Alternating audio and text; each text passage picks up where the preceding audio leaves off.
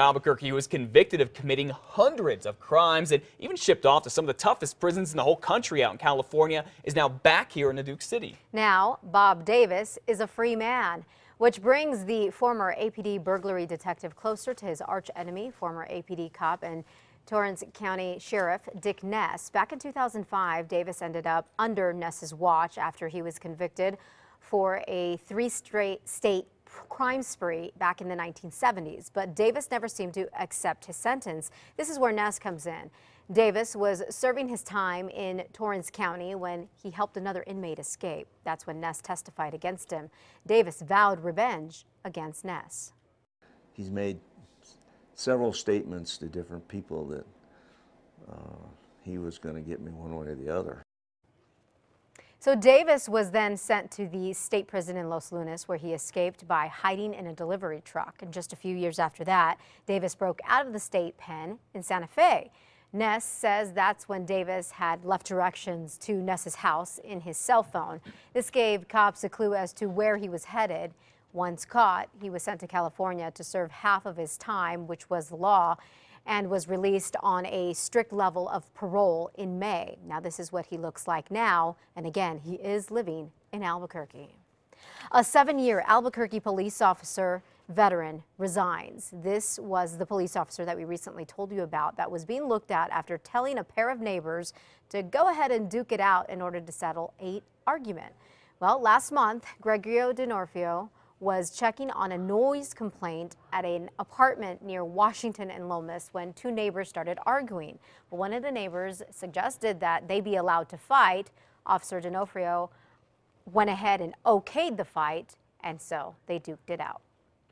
Well, the man from the Bernalillo County Sheriff's Office who was just picked up accused of trying to have sex with what he thought was a 12-year-old is now out of a job. Ted Harris quit after he was arrested last week when investigators say he tried to meet up with whom he thought was a 12-year-old girl that he met on Craigslist. Well, it turns out that girl, not a girl, but an undercover cop. Harris now faces child solicitation and molestation charges. The man sheriff's deputies say led them on a wild chase last night is still locked up right now. Bernalillo County Sheriff's deputies tried to pull over Harold Baca near Tapia and Arenal just before 8 last night, saying he was swerving all over the road. They say Baca took off and even drove around spike strips they set up. And take a look. This is how the chase ended. I don't know how in the world this happened, but with Baca's SUV on top of a patrol car there. Investigators do think he was drunk. However, right now he's just charged with aggravated eluding. A legendary veteran newsman with ties to New Mexico is arrested for drunk driving. Police say Sam Donaldson was pulled over earlier this month after he drove onto the shoulder of a road in Delaware.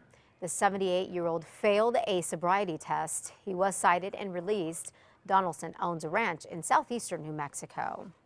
We now have the surveillance video of an officer being hit by a car by some suspected shoplifting suspects. Police released the footage of Andy Lugo and his mother Margaret, who they say were shopping at the Coronado Mall last week. Take a close look. We've highlighted it for you. Cops say Lugo ran from cops and drove off, hitting Officer Carla Perez in the parking lot. Both were arrested. Officer Perez is now recovering. Well, it has been almost a week since that horrible school shooting in Newtown, Connecticut, where 20 kids and 6 adults died at an elementary school. And now kids here at Albuquerque are helping the children there. They're doing it all with their words. News 13's David Romero live in a Newsplex right now. So David, what are the children here doing? It's all about sending words of support, Matt, and who better to understand the sad nature of a school shooting than a student. And the student body at Atrisco Heritage School in Albuquerque, South Valley will be doing just that, sending those words of support on a 30-foot plus banner. Other schools around the country are going to be doing something, I'm sure. And it means enough for our students to be like, this is something serious. Something serious and heartfelt at the same time. The banner was started on Monday in the school cafeteria, and within hours, the roll of paper from the dispenser had been pulled out over 30 feet to accommodate all the signatures and comments from students. Now, whether it's only a few words or small paragraphs, students say they hope that their message can bring strength and healing to the small community. The faculty also hopes the message gets across to members of the school who place their lives in harm's way.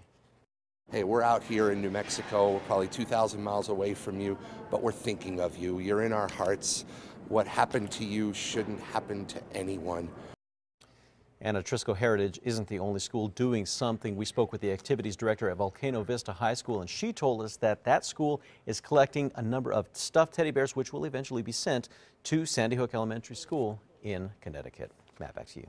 All right, thank you for the good news about that this morning, David. 6:06 now. Both the banner and the bears are expected to be sent off by Monday. Hopefully they should be in Connecticut sometime late next week, a little bit after Christmas. And I doubt there's anything major people can do to help. But I think it's those little things, just little messages, a little bear, makes a big difference in those kids' hearts. You're right.